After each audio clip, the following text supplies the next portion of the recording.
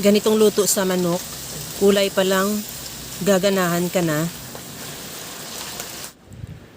Meron ako ditong 500 grams na breast chicken na hiniwa ko lang ng pa-serving cut. Timplahan ko na ng asin at paminta. Lagyan ko na rin ng 2 tablespoon na harina.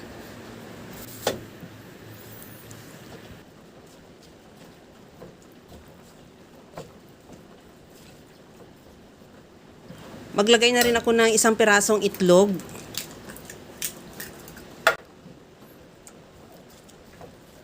Ihalo lang ng mabuti na makuha mo lang yung tamang consistency ng butter. At kagaya nito, okay na to ang ating chicken. Magpainit na rin ako ng mantika sa kawali at iprito ko na yung ating chicken.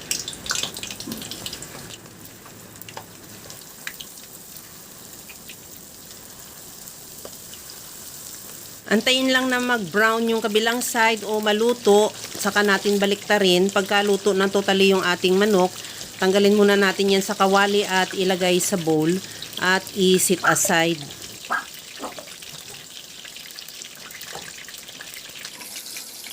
Sa the same na kawali, binawasan ko lang din yung mantika. Igisa ko na rin yung bawang.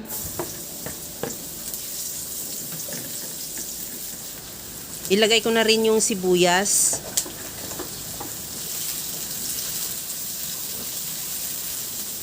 At ilagay ko na rin din yung carrots.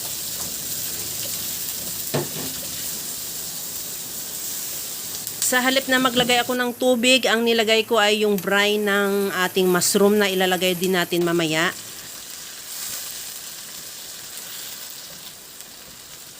Pagkaluto ng carrots, isunod ko na rin ilagay yung 2 pirasong bell pepper na maliliit lang din, yung kulay green at saka red.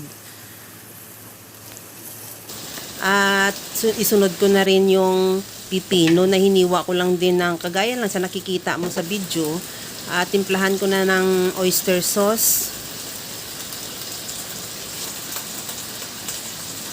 Maglagay na rin ako ng kunting asin at paminta.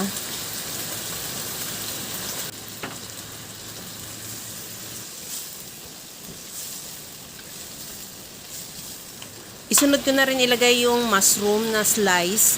Yung sa lata lang din. Kung meron kang yung hindi sa lata, pwede rin. At isunod ko na ilagay yung ating manok na pinirito.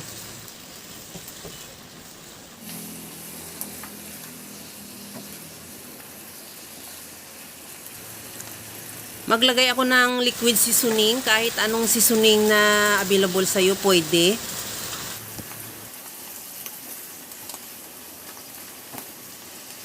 Para mas lalong masarap yung ating chicken Manchurian, maglagay ako ng sesame oil.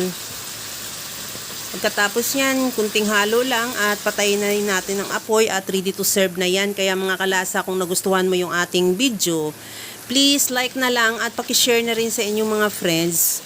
At kung bago ka pa lang sa aking channel, subscribe na at i-click mo na rin ang bell button para sa mga notification. Okay na to, hanguin ko na lang yan at ready to serve na. Hanggang sa muli mga kalasa, thank you for watching. Bye-bye!